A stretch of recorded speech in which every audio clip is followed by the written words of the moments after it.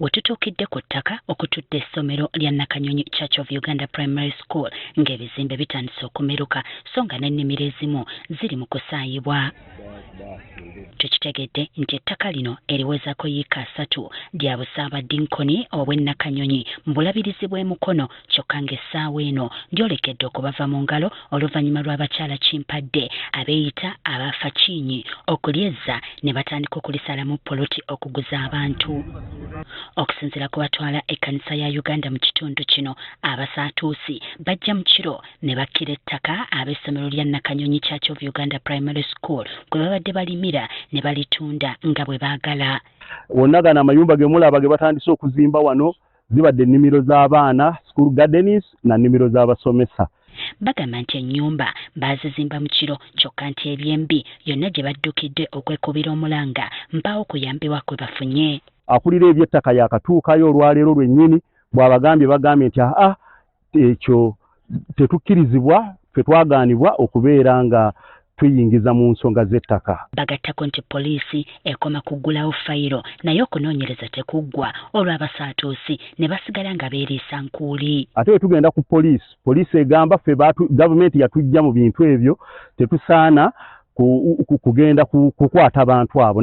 Reverend John Musoke nga ye muwandiisi w'obulabirizi bw'emukono agamba nti ekiro bafunye amawulire nga bano bakkidde ennimiro ewerako yiika 3 omwo abadde musimbiddwa ebitooke n'ebirime ebirala ne babikuula ssaako n'okumenya n'okwokya sseŋŋenge gwe baateekawo okutangira ettaka lino. Naye ekiro baatulumbye natandise okufuna essimu ku ssaawa 10:46 nga bankubira nti ekiri awo tulengera obutooki, tulengera bamenya sseŋŋenge, tulengera bakola effujjo lyonna bakuula ebitooke bino byonna ebibaddewo. Atubuulidde nti omuntu akulidde ejjoogo lino ye Juma Kayondo amatiza baaguza nga bw'alina obwannannyini ku ttaka lino kyokka nga talina biwandiiko biryogerako. Waliwo abalala abalirika era ababba ettaka lino lyonna kubanga ttaka gazimuuko naye ng'asinze okutumalamu amaanyi ali mu kitundu kino kyennyini we tuyimiridde ayitibwa Juma Kayondo. Wano wasinzidde n'alaajanira omukulembeze w'eggwanga Yoweri Kaguta Museveni okubajjuna abawe basajja be aba UPDF okubaako kye bakola bafeffette abantu bano abeefudde bannantagambwako. Beeyita bafakinyi abali mu kubba ettaka. Kye tusaba nti gavumenti eyingizeemu amagye UPDF basobole okubafeffetta yonna gye bali babakwate